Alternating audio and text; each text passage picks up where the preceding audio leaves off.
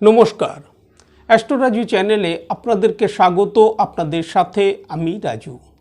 আলোচনা করব 25শে ডিসেম্বর থেকে 31শে ডিসেম্বর এই সপ্তাহটি বৃশ্চিক রাশির ওপর কী ধরনের প্রভাব আসতে পারে। এই সপ্তাহে চন্দ্রমাকে গোচরে বৃষভ রাশি, মিথুন রাশি ও কর্কট রাশিতে ভ্রমণ করতে দেখা যাবে। সপ্তাহের শুরুতেই চন্দ্রমাকে গোচরে আপনাদের রাশির সপ্তমভাবে অর্থাৎ বৃষভ রাশিতে অবস্থান করতে দেখা যাচ্ছে। চন্দ্রমাকে বৃষভ রাশিতে গোচরে মঙ্গলবার সকাল 9:57 আগে পর্যন্ত অবস্থান করতে দেখা যাবে। চন্দ্রমা গোচরে এখানে উচ্চস্থ হবে।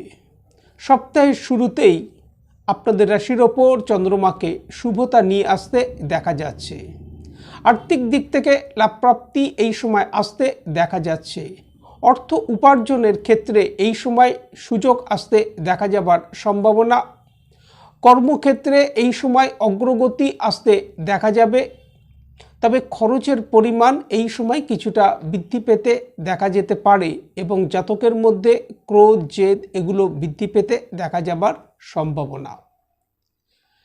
মঙ্গলবার সকাল 9:57 পর চন্দ্রমা গোচরে আপনাদের রাশির অষ্টমভাবে অর্থাৎ মিথুন রাশিতে প্রবেশ করবে এবং বৃহস্পতিবার রাত্রির 6:57 আগে পর্যন্ত চন্দ্রমাকে গোচরে মিথুন রাশিতেই অবস্থান করতে দেখা যাবে। নিজেদের মানসিক স্থিতির সাথে সাথে স্বাস্থ্যের প্রতি এই সময় খেয়াল রাখা উচিত।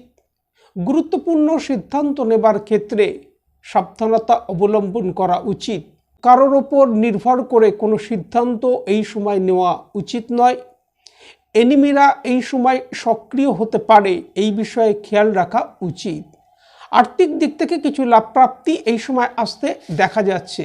দাম্পত্য জীবনে মতপার্থক্য আসতে দেখা যেতে পারে কিছু কিছু ক্ষেত্রে এই সময়।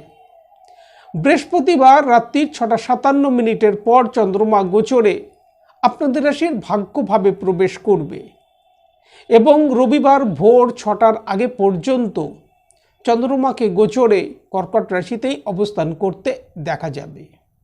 সপ্তাহের মধ্যভাগে যে সকল বিঘ্ন সমস্যা আসতে দেখা যাচ্ছিল তা থেকে এই সময় অনেকটা রিলিফ আসতে দেখা যাবে।